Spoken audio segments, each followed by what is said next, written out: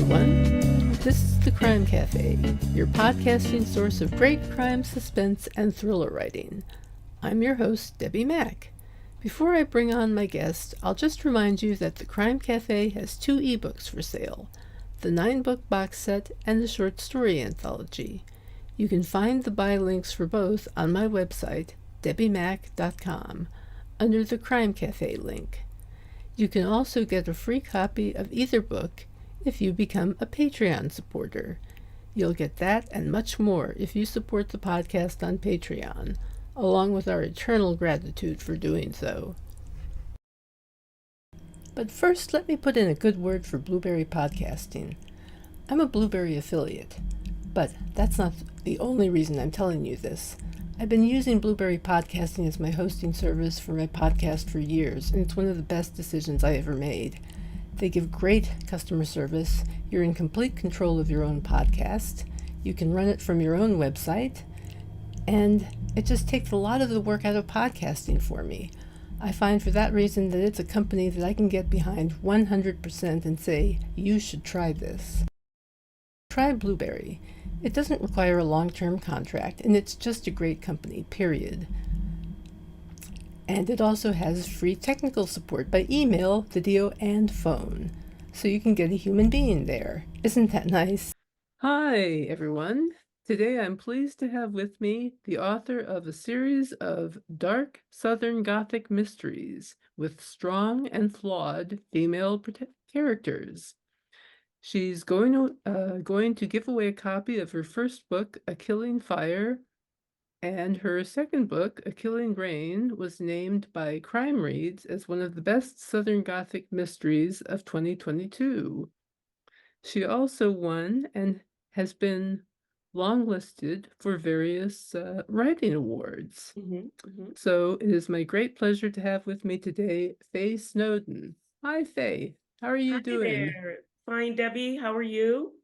Good, thank you. And I need to put you in the spotlight if I can Ooh, manage to do that.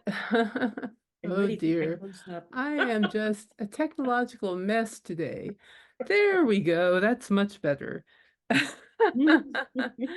So tell us about Raven Burns and the Killing series and what inspired you to write it. Oh my, certainly. So this series was actually not my first. I had a Mm-hmm. romantic suspense series back in the day.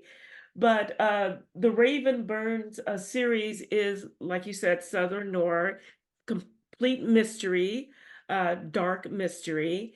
And it is about a woman whose father was a serial killer. And so, in order to kind of atone for his sins and to prove that she's a good citizen, she decides to become a homicide detective to right his wrongs. And in that small town, made up fictional town, she lives in Birds Landing, Louisiana. That seems, for some reason, to have a lot of serial killers. And she has to spend an inordinate amount of time chasing them. So the series is actually based on the what is it? The four? Is it the four? Oh, I got it. I'm kind of drawing a blank there, but it's based on fire, water, rain. I mean, fire, water, um, soil, and then air. So the first book in the series is A Killing Fire. And then the second book is A Killing Rain, which is out now. I'm working on A Killing Breath as we speak. And then the last book is A Killing Soil. And in each book, Raven is going to learn something about herself that's either going to push her to be a good citizen of Bird Landing, Louisiana, or become more like her father. Oh, So, wow. I'm really interested hearing some interesting themes that people are basing their series on lately. yeah, I've heard yeah. the Seven Deadly Sins now, Oh, before yes. the four elements. The Wow. elements, Earth, right. Yeah. wind, fire, water. Yes, yeah, yeah. Wow. And then I got the idea for the book because I tell the story all the time, my poor dad. Mhm. But I am a child of divorce. Um, And so, my mom, who's since passed away, she died in 2015, but she did not have a fondness for my dad after the divorce. And she would disparage him in front of us. And then I looked a lot like my dad. I favored him a lot. And I used to look in the mirror and said, well, if my dad's a something and something, what does that make me? What is that insight? What kind of person does that make me? And I just started, a writer's mind just takes off sometimes, the imagination. I said, oh, that would be a neat character to write. But, you have to up the stakes. So it's like, what if her dad's a serial killer? And then, and so it just kind of snowballed from there. And then I had Wow. an idea in a book and so forth. Wow, that is intriguing, though. The premise there, the idea of a detective who's motivated by the fact that her father was a serial killer. Yes. I thought Yeah. that was very intriguing. So what are you working on now? What I'm working on now is I'm working on like a short stories. Cool. And I just think the short story form just really helps you hone the craft. I have a short story now that's out in the Best American Mystery and Suspense called The Obsession of Abel Tangier. So, and then I just try to do them in my spare time. But what I'm working on now, as far as this series is concerned, I'm working on the third book in the series. It's going to be called A Killing Breath. Almost ready to submit the first 50 pages to my agent and my editor to see if it's a go. Let's hope that it is, but it's been just a joy to work on. That's great. That's wonderful. Is there kind of an overarching journey that you see Raven going on throughout the series? Does she reach I a kind of closure at some point? I do. And I think I'd like to think that it mirrors the journey that we go on through life. I mean, my journey, I can only speak from my perspective. But when you're young and you have all these doubts about who you are and you don't know who you are, and we constantly ask or I constantly ask myself, am I a good person? Or am I kind of a good person? I think I'm a good person, I'm not sure. And then as you get older, you become more sure about that, more sure about who you are, more sure about your values until you reach a point. And I'd like to think I've reached that point where you are okay in your skin. So the journey that Raven's going on is to determine, you know, to get to that place where she's okay in her skin. However, what's going to be different from Raven is that like I said, at the end of the series, she may not be, her moral compass may be way off from the Huh. moral compass of a law-abiding citizens. I mean, you may still want to go have a beer with her, but you may not want to trust her with your bank account. Wow. So that's the arc, but I don't know how it's gonna end, because she is influenced by her father, and then by people constantly telling her that she's evil and her thinking that she's evil, and so she's got all kind of that to sort out to kind of she's wrestling with that dark place inside her and trying to figure out how to kind of incorporate that into something useful. Interesting. Yeah. So, along with writing fiction, I see that you teach. You've been a guest lecturer for writing courses as Yes. well as teaching information technology. I thought that was intriguing. Yes, so my day job, I say it's the only job I know aside from writing is I've been in information technology my entire career. The last, maybe 10 years or so, I've been in project management. So sometimes I'll teach a university course on project management. And then because I'm still really in contact with my professors, they will ask me to come in and do a lecture on writing courses on writing or the business of writing or just readings and those types of things. So, but It's really interesting. Yeah, I mm, went to library school. I have a library oh, science degree, so oh, wow. it's an old library science degree at this point, but Mm, nonetheless. yeah. So I am a fan of librarians, I gotta tell you. Oh, me too. I am like in awe of people who do good jobs on information technology, so Mhm. well done you. Yeah, yeah, thank you. So, I was looking around for information about Southern Gothic mysteries. So I did a little Google search and Mhm. this article pops up from Crime Reads and I'm Oh, reading through it yeah. and it's like, whoa, this is so good. And I'm reading through it and I get to the bottom and guess who wrote it? It was you. Yes. I I had so much gotta say, fun that writing is a that nice article. article you Oh, wrote. thank you. Can you Yeah. talk a little bit about what you said about Southern Gothic mystery in that article? Oh, I certainly can. So, the origins of Southern Gothic, of course, has its origins in the the Southern the Gothic stories that were told, in England way back when. And it has certain elements. What I said in the article is that that genre traveled across the pond, and of course, then the Americans, we put our own little spin on it. So what the Gothic or the Gothic genre, the Southern Gothic genre does, usually stories that are set in the South, and the but it's really heavy on the subtext. So it's kind of stories that will kind of make the reader feel uneasy because what it is saying and what it's not saying. So there's elements of corruption in it, especially religious corruption. It usually, instead of like in Gothic stories, the action happening in some old, haunted mansion, the whole South becomes that like haunted place or that dark place where the stories happens. It's about the return of the repressed, things that as a society we don't like to think about or talk about, but it's there in the undertones of the story. Like for example, in the Book of Killing Fire, the parish that the town is set in was the imaginary town. I would if somebody said, okay, Faye, what parish in Louisiana, because Louisiana has parishes, I would say in Caddo parishes. And I read once, I don't know if this how true this is, but that area of the country had more lynchings than any other country.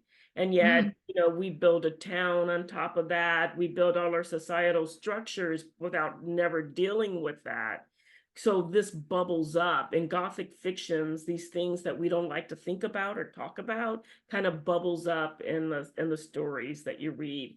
You may see things like incest or talk about incest or the damsel in distress, that kind of thing. There may be elements of the supernatural. So in the second book of Killing Rain, it's a mystery, no paranormal elements, but there are things in there that happens that can't be explained. Um, if I were to sum it up in a nutshell, it's about stories that we as a society tell about ourselves. However, with that dark undertone that we don't that surfaces things that we don't like to think about. Yeah. Yeah. Yeah. It's interesting how much crossover there is between that kind of crime writing and hard-boiled mystery Yeah. and Yeah. film noir.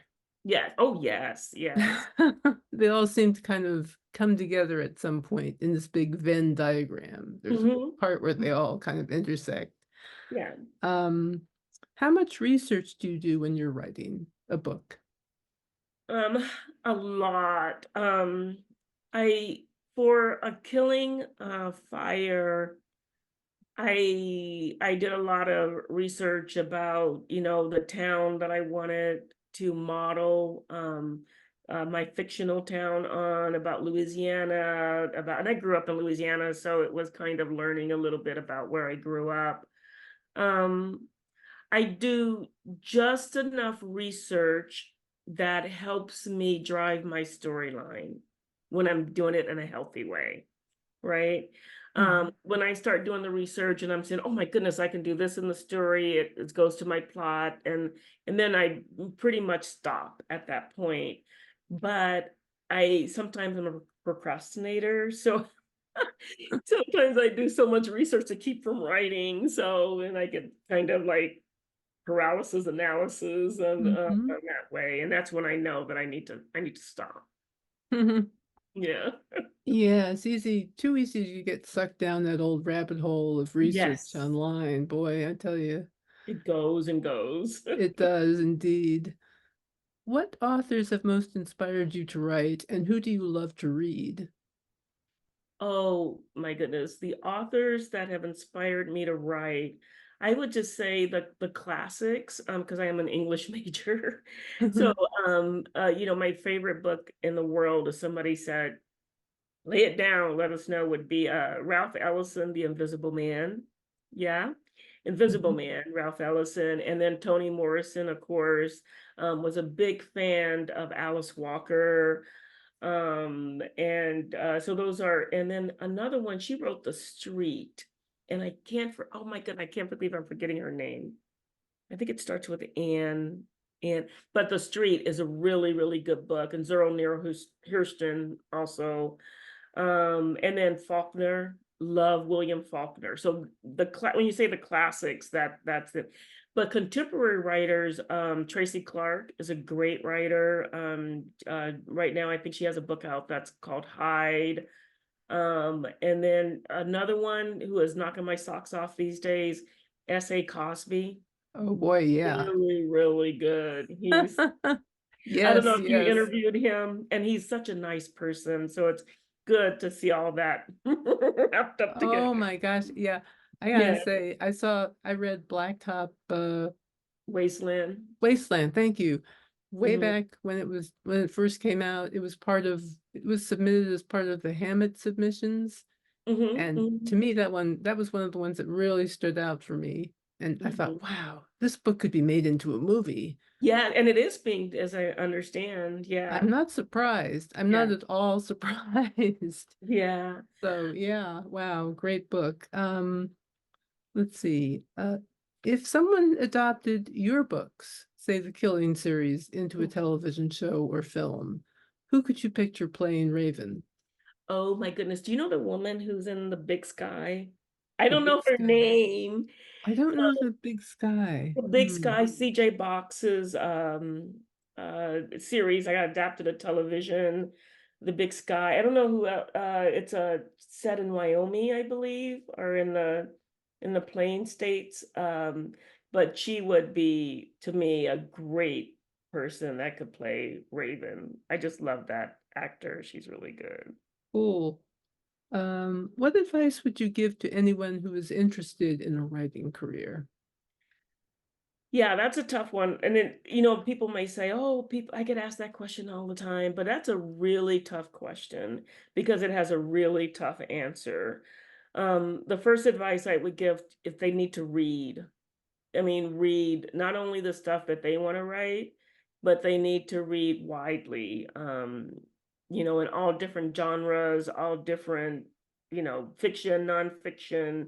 Just read, kind of learn how sentences are put together, how stories are told, the elements of story, and you can get a lot of that through reading.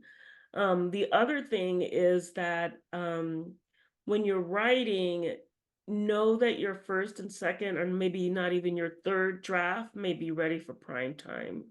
So you've got to write the best story that you can write, and just focus on that and not focus on, oh my goodness, I can't wait till the fan letters come in because I wrote, just you have to be that. And then the other one is that I hesitate to say this because it is hard, writing, and I just say it in the blog post, I think for you. I saw, Writing is, yeah. writing is hard. So you've got to make time for it and make time, you're going to miss out on some things. So you really have to get over that fear of missing out, that FOMO. I Yeah. think that is so true. I mean, I don't know about you, but when it comes to writing, I need to kind of shut out everything Yes. else and just do it. I Hmm. can't be checking my email. I can't be looking online, all the time. I can't be doing Instagram or anything else. I have to be writing. Yes. So, yeah, I mean, People, I don't think, really quite appreciate just how much your life gets consumed by all It this. does. It It does. really, really does. Yeah, and especially when you have a day job, because I have a really intense day job and, having to go into, your office or wherever you write after you've been doing a lot of heavy brain work all day is tough. Oh my gosh, I really admire people who have a day job and can write. Mhm. How do you manage your time? What kind of writing schedule do you keep? When I'm being really good, which I'm just starting to be in really good because I really want to finish this Killing Breath, is that I make appointments with myself. Like, for example, I used to take a lot of classes, extra classes. I'm like, Faye, if you can go to basket weaving class every Tuesday and Thursday from 6 to 9 o'clock, you can write every Tuesday and Thursday from 6 to 9 o'clock. So I just set those appointments and I keep those appointments. And and even if I go in the office and stare at my computer, I do that. And then eventually I'll get bored of doing that because I don't let myself go online, then I'll start working on what I need to work on. And then usually I have a schedule like maybe like 7 in the morning till 12 at 1 on the weekends. And that's because that's when all the kiddos and my grandkids who live with me start getting up, and then I'm not missing out on spending any time with them. So basically making a schedule and keeping to that schedule. Yeah, that's really kind of what you have to do, isn't it? Yes, most definitely. Very, very important. Mhm. Is there anything else you'd like to add before we finish up? Um, I think the one thing I add is writing is serious business, but don't take it too seriously. Remember, you're writing to tell a good story, to have fun, write what you like to read, and give yourself some grace while you're doing it. So that's probably what I would want to finish up with. That is excellent advice, I gotta say, the Hmm. best. Really give yourself some a break there. It's not brain science. It's Right, not brain surgery or rocket science. right. Nobody's going to die, literally, Yeah, if you write the wrong word. Um, it all works out somehow. yeah, it does. Yeah. Awesome. Well, this has been great. Thank Thank you so much for being on the show. Oh, you're welcome, and thank you for inviting me. It's been a great It, time. well, it was a pleasure having you here, and thank you so much for everything you've said because it's so true. Writing is hard, and it's important to have a schedule and all of those things. Hmm. Um, So, for everyone listening, just so you know, I have launched another podcast, if you can believe that. This one is a podcast on film noir that I'm co-hosting with crime writer F.R. Jameson. We discuss one film noir a month, and for our first episode, we're discussing Double Indemnity, a real classic. So we're giving you the good stuff. The next episode's going to be on Out of the Past, which is really a wild movie. So stay tuned for that. Anyway, just thought I'd mention that. And if you enjoyed this episode, please leave a review and consider supporting us on Patreon. We are a Patreon supported podcast. In the meantime, I'll just say thanks for listening. And next time, our guest will be Amanda Lamb.